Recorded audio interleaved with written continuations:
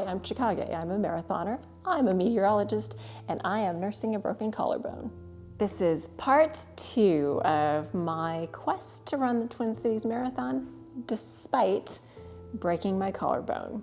Welcome to surgery day. All right, it is surgery time. I'm checking in. We'll see how things go. So let's start at the top. I had to start fasting at midnight, didn't have any food, and I had a little trouble getting to sleep, but I finally did. I was kind of sleeping the last couple of nights in an upright position, kind of trying to prop myself up.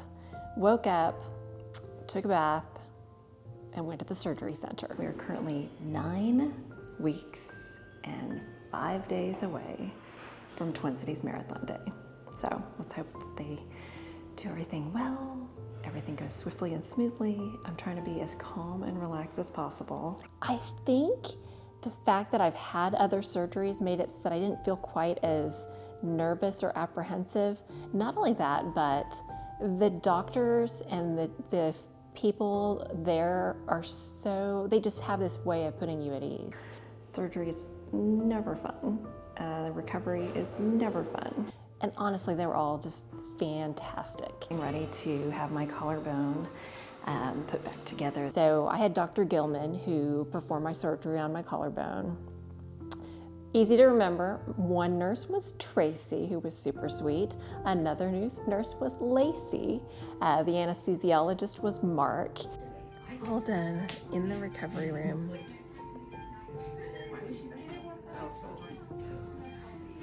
Sounds like surgery went well. And then my post-op recovery nurse was surgery is done. Yeah. Recovery begins, and it went well. So now that I'm back home, I actually have a pillow that I've got my arm propped up on. They did, the anesthesiologist did kind of a block, so the entire left side of my arm I still can't feel. So I'm actually in pain. You know how they always do that pain scale, 0 to 10? My pain right now is 0 because this is all still numb. But I'm icing kind of periodically, 20 minutes on, 20 minutes off. And it's weird because even as I do this, I can't feel that. I can't feel my hand. This hand is absolutely, like I can't feel it at all. And then they also recommended that you wear something loose fitting that can be buttoned up. So I'm actually sporting for my outfit of the day, one of my husband's shirts, which actually, this is gonna sound crazy. Call me crazy, I think it's kind of cute. So anyway, I'm wearing one of his shirts. And then some of the goodies that you get when you go to surgery, besides you get your orders of like, don't do this for 24 hours, don't do that, take your medicine. So yeah, we'll do all those things. But they don't want your feet to get cold. So you get some fun little socks. And initially when she was checking me out, she said, do you want to keep these? And I was like, nah. She's like, no, I think you should keep them. They're fun little souvenirs. So I got my little booty socks. And then the other thing is, have you guys ever heard of a volumetric exerciser? So this is a volumetric exerciser. And what they did is it's this little contraption where you're supposed to be able to do deep breaths. And so they had me test it before surgery so they could kind of get an idea of like a baseline of what my capability for deep breaths is. So if you look on here, there's a little smiley face. And the key is I'm supposed to inhale and do it very deeply to where I can hold that smiley face up. And then I have to get this little green thing all the way up to 2000. I just tried it a little while ago. I couldn't do it.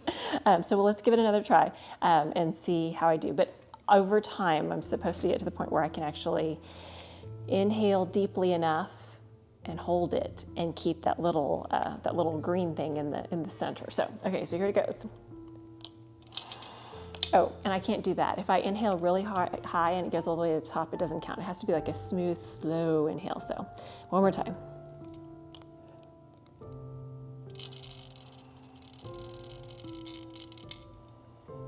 And I am out of gas. So I got about 1,000 as opposed to 2,000. So I have to keep practicing this so I can really like get my deep breaths, because the idea is you don't feel any of this. So I can't really feel like how much I'm taking in and pushing out.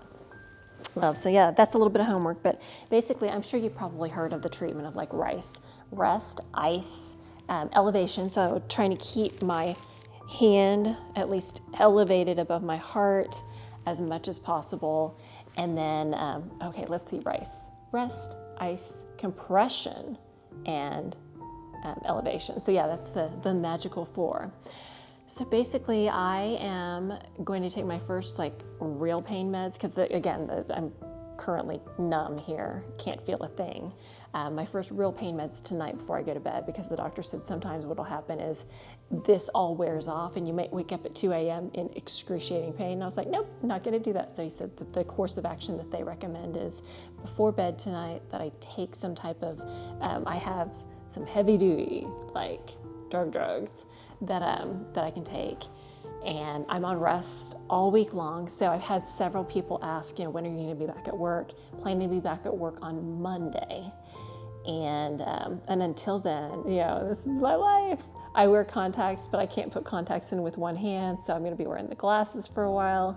The sling is a permanent feature. And of course, I think I'm just going to keep raiding my husband's closet, because this is a nice and comfy shirt. He's got some more of these too. So we'll just switch it up and wear different clothes from him.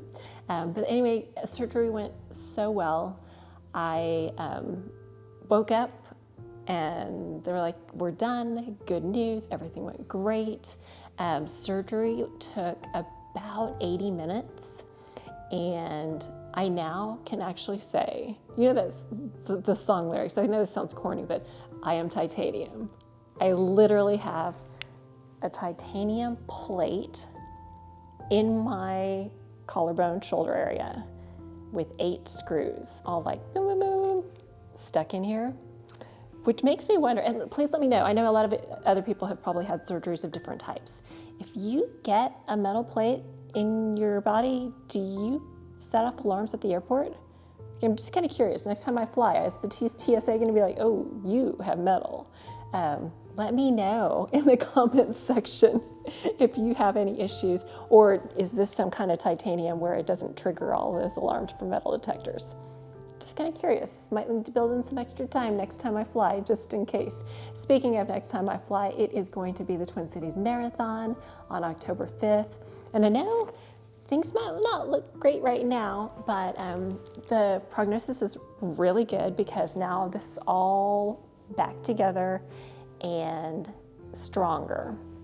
So I need to be a really good patient from now through the next 10 days, because that's kind of like the crucial time period for healing. So this week is just rest, sleep, do the ice, all the things.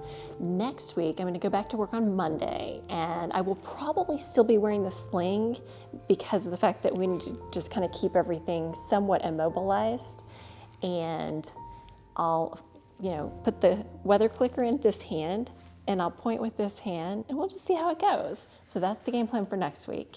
And then I have another appointment on August 8th, and pending that appointment, I might be able to start exercising, like stationary bike kind of thing. I can already walk if I want, but I just can't sweat. So it's like you have to walk lightly. But anyway, stationary bike, and then I could do elliptical if I want. I don't have an elliptical, but I do have a stationary bike, so I'll probably stick to that. And then keep doing that for a while. Right now, the target is to be back running by around end of August, 4 weeks from now, and that would still leave me a little more than 5 weeks before the marathon to just like get it together and make it all happen. So that is that.